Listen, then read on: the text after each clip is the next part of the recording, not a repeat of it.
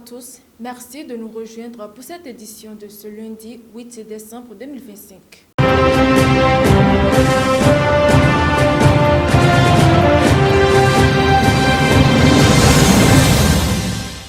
Nous ouvrons ce journal par une journée de dimanche particulièrement tendue et confuse au Bénin. Ce 7 décembre 2025, le pays a été secoué par une tentative avortée de déstabilisation des institutions, créant un climat de peur, d'incertitude et de vives interrogations dans plusieurs quartiers de Cotonou. Dans la matinée, des coups de feu ont été signalés à Akogbato, puis au bord du Kongezo. Quelques instants plus tard, la situation s'aggrave. Un groupe armé fait irruption dans les locaux de la Société de radiodiffusion et télévision du Bénin. Le personnel est brièvement retenu, un message revendicatif est diffusé à l'antenne. Eu égard de ce qui précède, le comité militaire pour la refondation CMR a décidé 1. La constitution du novembre 2025 est suspendue. Toutes les institutions sont dissoutes. Les activités des partis politiques suspendues jusqu'à nouvel ordre. Les frontières terrestres, maritimes, aériennes du Bénin sont fermées jusqu'à nouvel ordre. La prise du pouvoir en ce moment traduit la ferme volonté du comité militaire de la refondation à mettre fin à l'exclusion de toutes les couches sociales de notre pays sans distinction aucune. Dans la suite de la transition et de restaurer la cohésion nationale. L'armée nationale exercera jusqu'à nouvel ordre la plénitude des pouvoirs dévolus à l'État du Bénin. Très vite, face à l'absence d'informations officielles, les réseaux sociaux deviennent la source principale de nouvelles. Témoignages, rumeurs, images et directs, entre soutien isolé, condamnation massive et bruit persistant d'une intervention de la garde républicaine, la population suit avec inquiétude l'évolution des événements. Au milieu d'après-midi, une première clarification tombe. Le ministre de l'Intérieur, Alassane Seydou, prend la parole et annonce qu'aucune prise de pouvoir n'a eu lieu, malgré l'attaque coordonnée contre certains sites stratégiques. Ce dimanche 7 décembre 2025, un groupuscule de soldats a engagé une mutinerie dans le but de déstabiliser l'État et ses institutions. Face à cette situation, les forces armées béninoises et leur hiérarchie, fidèles à leur serment, sont restées républicaines. Leur riposte a permis de garder le contrôle de la situation et de faire échec à la manœuvre. Aussi, le gouvernement invite-t-il les populations à vaquer normalement à leurs occupations. Quelques heures plus tard, c'est le président Patrice Talon qui s'adresse à la nation.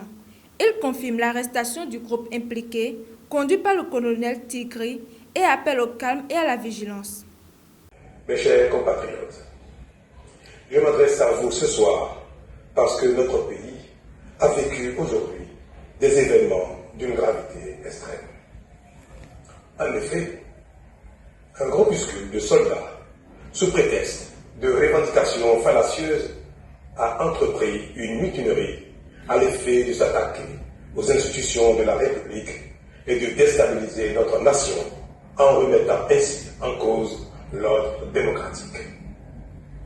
Une telle entreprise aurait eu pour conséquence de plonger notre pays dans une aventure sans lendemain, aux conséquences désastreuses.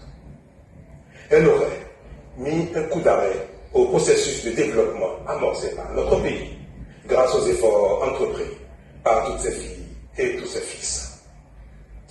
En pareille circonstance, le devoir républicain m'impose, en ma qualité de président de la République, chef suprême des armées et garant de la stabilité du pays, de prendre les mesures appropriées pour faire échec à l'œuvre des aventuriers désireux de nous faire retourner dans un passé de triste mémoire.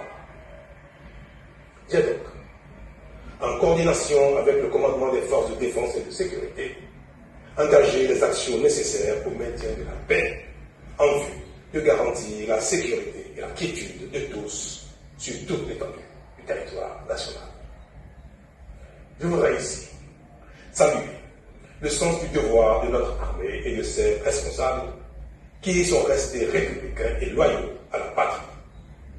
Avec eux, nous avons fait front, repris les positions jusqu'à nettoyer les dernières poches de résistance des militaires. Cet engagement et cette mobilisation nous ont permis de faire échec à ces aventuriers et d'éviter le pire à notre pays. Cette forfaiture ne restera pas impune. La CEDEAO a également réagi, condamnant fermement cette tentative de déstabilisation à quelques mois d'une élection présidentielle cruciale pour le pays. En RDC et au Rwanda, un rapport du groupe d'experts de l'ONU met en lumière une dégradation persistante de la situation dans les Kivu. Malgré les engagements de cesser le feu, les violences se multiplient. Le rapport pointe d'un côté des responsables congolais accusés de maintenir des liens avec les FDLR et l'autre Kigali, soupçonné de soutenir la FMC M23 et de déployer ses troupes en territoire congolais. Selon les experts, entre 6 000 et 7 000 militaires rwandais seraient encore présents dans le nord Kivu et le sud Kivu. Le document évoque également une extension de contrôle M23 RDF dans les zones minières stratégiques, ce qui renforce leur capacité financière.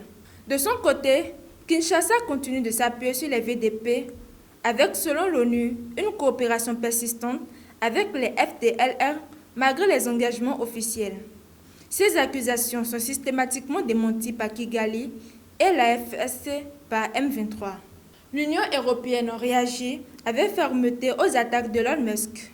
Ce lundi, la Commission européenne a dénoncé des déclarations complètement folles après que le patron de X a affirmé que l'UE devrait être abolie. Cette sortie intervient 3 jours après une amende de 120 millions d'euros infligée au réseau social X pour manquement aux règles des DSA, notamment sur les transparences des publicités et l'utilisation trompeuse des coches bleues.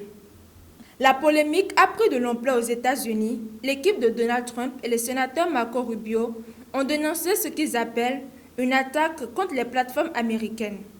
Elon Musk a également validé un message comparant l'UE à l'Allemagne nazie, une réaction qui a provoqué l'indignation à Bruxelles.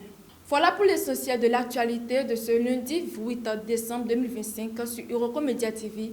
Merci de nous avoir suivis.